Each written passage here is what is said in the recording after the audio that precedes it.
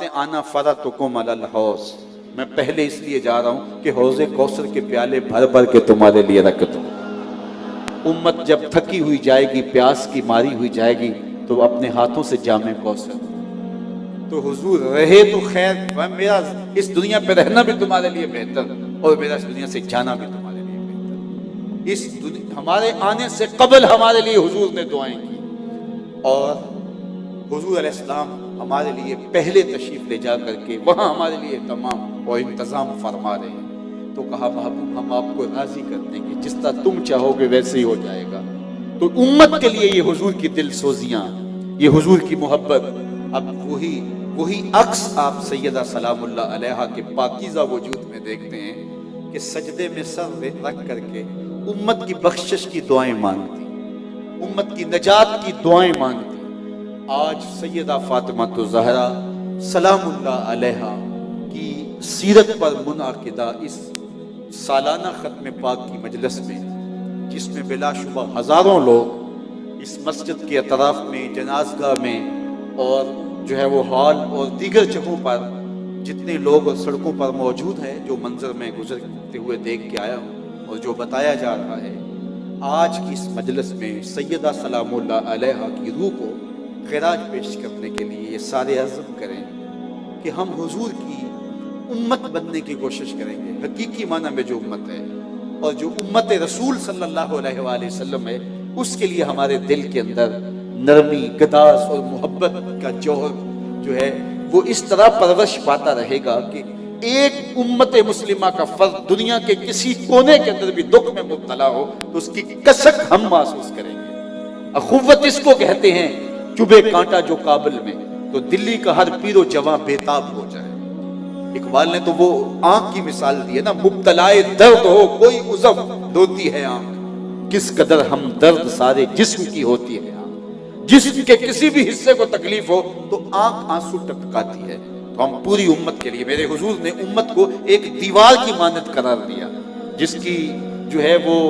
ईंटें एक दूसरे के साथ पैवस्त हैं, और या हुजूर ने जिस्म की मानद करार दिया और फरमाया कि जिस तरह जिस्म के किसी उज़व को तकलीफ पहुंचे और पूरा जिस्म बुखार में मुब्तला हो जाता है, तो उम्मत जहां भी कट रही हो, लुट रही हो, काश के हम फिरका परस्ती के आज़ार से निकल करके और जोग्राफियाई तकसीमात से निकल करके हम उम्मत के तसव्वुर को उजागर करें कि इस वक्त उम्मत हमसे क्या तकाजा कर रही है। आज दुनिया ग्लोबल विलेज बन गया है और पूरा कुफर मिल्लत वाहिदा की सूरत के अंदर हमारे सामने है। वो एक दूसरे के मफादात के लिए खड़े होते हैं, एक दूसरे के मफाद के लिए लड़ते हैं, लेकिन आज हम जो है वो ग्रोही तकसीम में और हम जो है वो फिरका वाराना तकसीम में मजीद तशद्दुद और ग्रोहबंदी का शिकार होते चले जा रहे हैं और जो है फिर लाबियों और लाबियों से फिर आगे कहां से कहां लुढ़कते चले जा रहे हैं और बंद गलियों में दाखिल हो रहे हैं। आज उम्मत के तसव्वुर को फिर उजागर करना होगा। शाम में कटने वाला मुसलमान मेरे बदन का हिस्सा है और इराक में कटने वाला मुसलमान मेरे बदन का हिस्सा है। यमन के अंदर जिस लाश के टुकड़े किए जाते हैं वो खंजर मेरे सीने पे चलता है, और कश्मीर के अंदर कि जिस बेटी की आबरू और इज्जत पामाल होती है वो मेरी बहन और मेरी बेटी है, और फलस्तीन के अंदर जिन बच्चों को ज़बह किया जा रहा है वो मेरे फर्जंद हैं, वो मेरे बेटे हैं। ये मेरे हुजूर की सीरत का अक्स है, ये मेरे हुजूर की ये दिल सोजियों का और हुजूर अलैहिस्सलाम की मुबारक तबा का नूर है। और सैयदा फातिमा तो ज़हरा सलामुल्लाह अलैहा सजदे में सर रखती हैं और हुजूर के एक एक कदम पे उम्मत के गुलामों को जो जहन्नम में फंसे हैं उनको जहन्नम से छुड़ाने की आरजू करती हैं और इस शर्त पे सजदे को लंबा करती हैं, और उम्मत का दर्द उनके सीने के अंदर जिस तरह जागता है और उम्मत के लिए जो उनकी दिलसोजियां हैं, तो आज उनकी रूह को खिराज पेश अकीदत पेश करने के लिए जिस तरह मुक़द्दरात इस्लाम को घरों में जो है वो अपनी जिम्मेदारियों को संभाल करके एक कौम की नशअत के लिए अपने किरदार को उजागर करना पड़ेगा, दूसरी तरफ जो है ये जिम्मेदारी हमें भी निभानी होगी कि हम एक उम्मत वाहिदा बनने की कोशिश करें। और पूरी उम्मत इस वक्त उम्मत लहू लहू है, जख्म जख्म है। आज देखिए कि हमारी बाहमी ग्रोही और जोग्राफियाई इख्तिलाफात ने आज हमें कहाँ खड़ा कर दिया है। पूरी कायनात के अंदर 1 इंच जगह भी ऐसी नहीं है जहां आतश व आहन बरसते हैं और वो कुफार की सरजमीन, जहां भी आग बरसती है, जहां भी बारूद बरसता है, वो धरती मुसलमानों की सरजमीन है, धरती मुसलमानों की धरती है। और आज हमारे तशद्दुद ने, आओ हुजूर से माफी मांगे, अपने रब से माफी मांगे और उम्मत वाहिदा बनने के लिए अमली किरदार अदा करें। छोड़ के आपका दामने रहमत आका हमसे भूल हुई, छोड़ के आपका दामने रहमत आका हमसे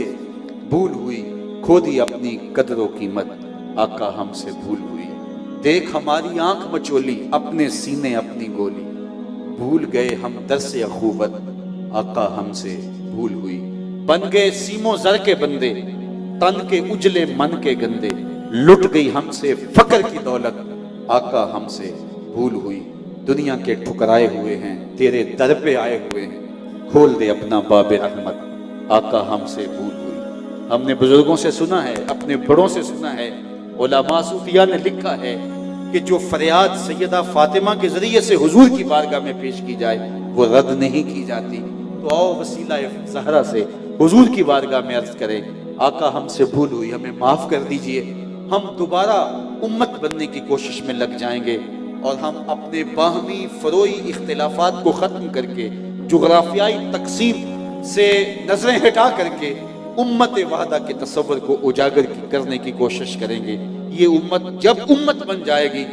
और खिलाफत इस्लामिया का जब एहया हो जाएगा तो फिर वो वक्त दूर नहीं है कि उम्मत मुस्लिमा फिर अपने पाँव पे खड़ी होगी और कोई मैली आंख से किसी मुस्लिम जो है वो फर्द को नहीं देख सकेगा, किसी औरत की आबरू की तरफ कोई नजर उठा के नहीं देख सकेगा। जब हम खिलाफत के नूर से माला माल थे और जब वहदत के उजाले जो है वो हमें रोशनियां देते थे और जीने के रास्ते दिखाते थे, तो उस वक्त अगर एक बेटी भी मदद के लिए पुकारती थी तो दैबल के साहल पे हमारे काफिले पहुंचते थे और मोहम्मद बिन कासिम जो है वो मदद को पहुंचता था। और आज कितनी बेटियां अगियार के नरगों में सिसक रही हैं, कोई उनकी फरियाद को पहुंचने वाला नहीं। मैंने फलस्तीन की बच्चियों की एक तस्वीर देखी थी माजी में कि वो साहल के किनारे पे खड़े होकर के पाकिस्तान की तरफ मुंह करके झंडे लहरा के पाकिस्तान को आवाजें दे रही हैं। लेकिन आज कोई मोहम्मद बिन कासिम, कोई सलाहुद्दीन अयूबी, कोई नूरुद्दीन जंगी नहीं, कोई आखे वारिस शाह नू अज कबरां विचों बोल, कोई आखे वारिस शाह नू अज कबरां विचों बोल, अज किताबे इश्क दा कोई अगला वर्का बोल। एक रोई सी धी पंजाब दी तू लिख लिख मारे वैन, अज लखां दियां देस दियां वारिस शाह तेनू कहण, अज दीन नबी दा वांग यतीमा ते घर घर धक्के खावे, कित्थों लब्बा उमर बहादुर जेड़ा रोंदे नू गल लावे। तो आओ सबसे पहले माफी मांगे, अपने गुनाहों की माफी मांगे, हुजूर से माजरत करें कि हमने उम्मत शिकनी का जुर्म किया, हमने उम्मत शिकनी का जुर्म किया और आज हमारे ऊपर ये हालात आए। हम वहदत का सबक फिर पढ़ें और सदाकत और दयानत के जब दर्स हम पढ़ जाएंगे तो दुनिया की इमामत की जिम्मेदारियां हमारे कंधों पर डाली जाएंगी। और अगर हमने वो सबक ना पढ़े तो वो जिम्मेदारियां हमें कभी नहीं दी जाएंगी। हम भेड़ बकरियों की तरह ज़बा होते रहेंगे और ज़बा हो रहे हैं। तो हम अपने गुनाहों को और अपनी कोताहियों को तस्लीम भी करें और उसकी माफ़ी भी मांगें। आपको शायद पंजाबी समझना आती हो तो पंजाबी के एक शायर ने अपने दुखड़े को बारगाह रिसालत माब में बड़े दर्दमंदाना लहजे में पेश किया कि हुजूर माफ़ी, हुजूर माफ़ी, हुजूर माफ़ी, हुजूर माफ़ी, तुसां सी टकिया जिन्ना कम्मा थी हुजूर जी मैं कर गया वां, गुनाहां दी दल दल दे अंदर गल में तीकर उतर गया वां, तुहाडे हुक्मां नूं छड्ड के आका मैं जींदा कित्थे आ मर गया वां,